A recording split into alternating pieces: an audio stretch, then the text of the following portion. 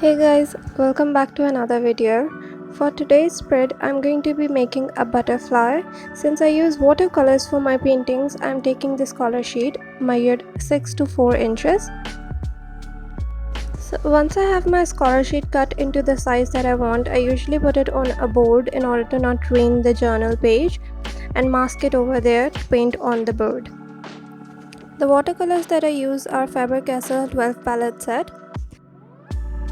I'm going to be using 3 to 4 paint brushes, one to wet the paper and then the other 3 in a smaller round size to make the design more prominent and to find sharp edges. Now simply sketch your butterfly and then wet the page. So for the background, I had to think quite a lot on what background would suit it the most and would look natural as well. So I went with a very light yellow orangish color, which also helps to make it look vintage and very light as well as beautiful. Once I have the very first smooth layer of the background, I dropped the darker shade droplets randomly and then spread them onto the sheet and left them to dry. Also remember that when the watercolors dry, they become very lighter, so use a darker tone and let it spread. And also your page need to be wet in order for it to spread randomly and gradually. For the butterfly, I'm using light blue and light green colors. Since they are very contrasting from the background, they are going to be more prominent and your butterfly will look more good. So if your background is of a lighter shade, use darker or brighter colors for your butterfly or the object in the center. I've started painting with the light green color and I'm just marking some places where I want the green to be more, and then I'm going to blend the blue into it. Also, I linked all the colors which I put firstly and then added blue in order for it to emerge very randomly and gradually. So it gives a very beautiful effect. Also make sure that the blue color has its own color and do not merge so much with the green that it becomes a different color itself. If the colors on your butterfly looks very dull, you can let it dry and add another layer afterwards. But for me, I like the colors how they turned out in the first layer, so I'm not going to add another layer. Also, you can see that I didn't let the paint get to the edges of the sketch because I want it in the middle, and I'm going to use the black color for the boundaries and borders. So make the color fluorescent or bright in the middle and then leave the outer boundaries blank. And for the first layer of the center and border portion, I'm using black, but I've made the mixture of less paint and more water in it to look not too bold for the first layer. I wanted to mark the boundaries and design and then add more color. So I'm simply using this mixture of less paint and more water for the boundary marking, and then I'm going to use the bolder or more black shade for the details later. For the color of the butterfly, I decided it on my own about what color would look good and what color I want, but you can use any color that you want. It can be pink and purple, blue and purple, yellow and orange, any color that you think would look good as it merges together, it's fine. Also now you can see that I've used black, and then I want the ink to spread and go down a little, so I'm tilting it towards or in an upright position for the paint to fall down.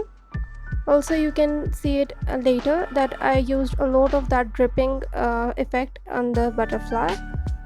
Also unfortunately it couldn't get recorded, so you have to just take an idea on how I did it.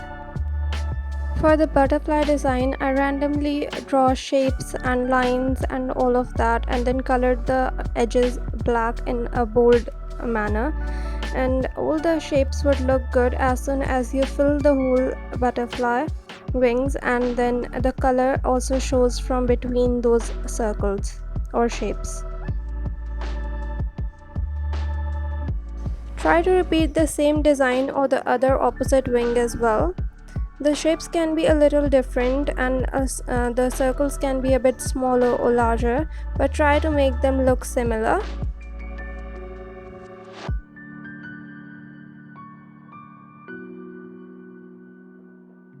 You can add whatever design looks good to you or whatever design that you want. It can simply be lines or circles, or a simple shade color could look as good as well.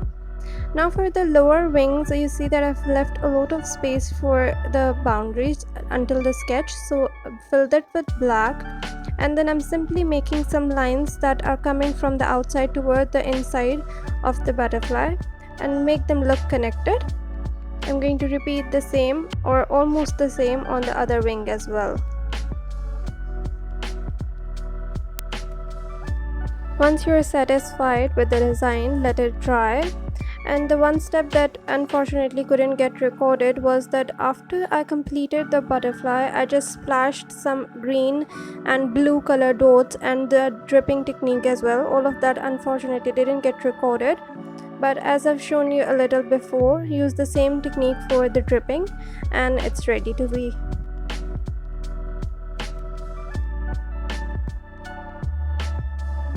Once you feel like the painting is dry enough, move it into the journal and then you can start decorating your other page as well. Since I always felt like my journal pages weren't hard enough or thick enough to carry the water paints, so I never tried the paint directly on it, but this was the first time that I wanted to paint a background similar to my painting. I used the same orangish yellow color and randomly left some paint on the page and then blended them with some water. I made random lines and then splashed the same color, as well as I'm going to make the same on the other page and then splash green and blue dots as well. I used double tape to stick the painting to my page.